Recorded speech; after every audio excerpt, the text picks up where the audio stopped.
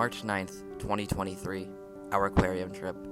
We were posed the question, does survival trump freedom? And if it does, what does that mean? While there, we interviewed a few people with interesting perspectives on the question. In your opinion, how do you think, and how well did you think the aquarium handled captivity? So I think a lot of the tanks were pretty small for the size of the animals that were in them. For example, the octopus tank was very small compared to the size of the octopus. We also talked to the aquarium staff about their environment and how like the coral reefs and other environmental pieces were made and if they were real or not. And it turns out that the environment is actually all artificial and there's nothing that's even from the ocean that they would normally be living with. It's all like man-made. According to the Oxford Dictionary, captivity is defined as the state of being kept as a prisoner or in a space that you cannot escape from. Under this definition, these animals are held in captivity. We will not be arguing that. We are wondering what it means to be free in the wild and under these circumstances.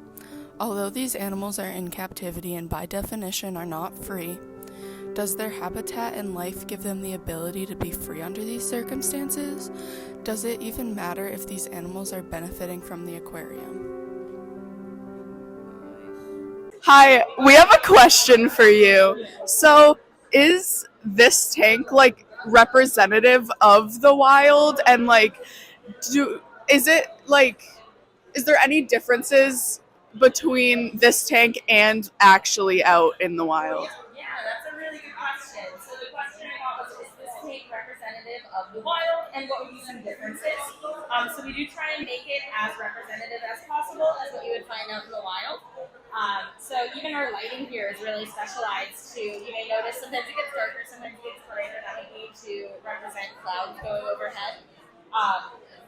But in the wild, there would be a lot more predation, of course, because they are not being offered food like we have for them here.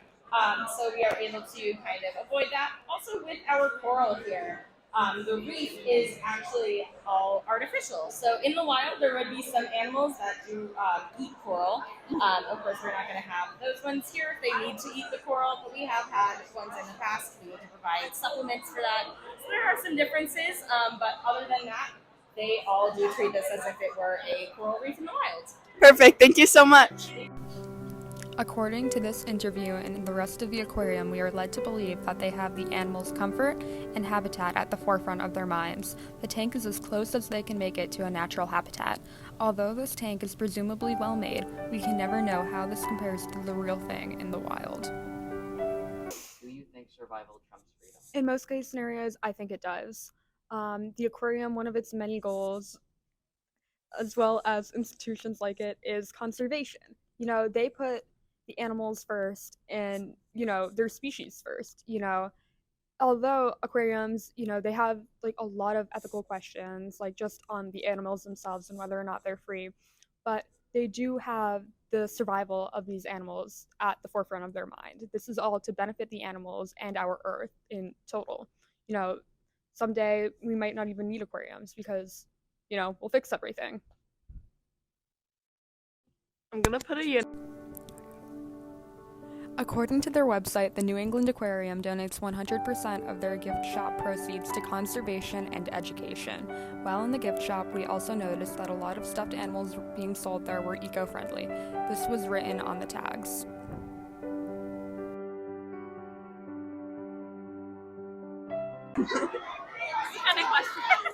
So who are we with? I'm Becca. Hi, Becca. I'm Julia. So we were just wondering, we were really interested in the touch tank, especially because there's children like all over, like trying to get with the animals and touch the animals. Do you think it ever like stresses them out at all, or? Yeah, so one of the reasons we tell people to touch the way we do is because we know what stresses them. So we know they don't like their tails, their faces, or their fins getting touched, but the middle of their back is where other stingrays would touch them. And a cool thing with this is if you look at the way it's shaped, they've got a lot of space where no one can touch them. And you'll notice some animals are less social than others. So there's ones like these who are cow-nose rays, who spend a lot of time at the front because they are more social animals. And there's others like the leopard whiptails who spend more time towards the back because they don't want to get touched, or they're just hanging out back there. Does the water get affected by like humans putting their hands in if they've touched something? Or That's a good question. So with the filtration, it's all safe for the animals and the humans, and we actually have water quality test the water. I believe this tank is tested at least once a day. I'm not positive how often it does that, to make sure that there's no like weird things in the water. Okay, perfect. That's all. Thank you so much. In this interview, we learned that there is a lot of thought put into the design and process of the touch tank. How far can simply telling a kid to touch the animals in a certain way go, though? As seen, the tank environment is very chaotic. What if a kid can't hear the instruction that is given by the handler?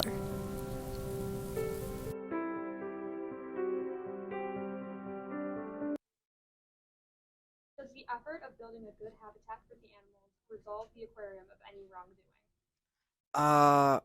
Personally, it depends on the situation, because if their effort is going to conservation and the environment that they have could be bad, trying to save the animals, I guess, helps their ethics, especially, like, for example, I know it's an aquarium, but, like, when they were trying to mate pandas to stop them from going extinct, that sort of resolves them ethics. But, like, just taking fish to be entertainment in the aquarium, even if it's under the lens of conservation, I don't think grants them that immunity.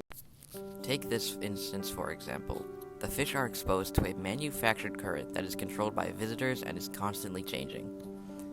Imagine if you were in a small environment, being forced to swim the direction of someone else, and forces against you constantly changing. This was used to demonstrate how the fish do this in the wild. We wonder if maybe this current randomly stopping and starting could be stressful for the fish, a learning opportunity, but at what cost?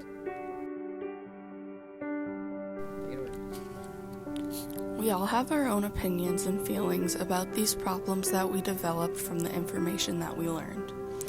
The only thing we can do is give you the same information that we found and allow you to make your own opinion on the matter.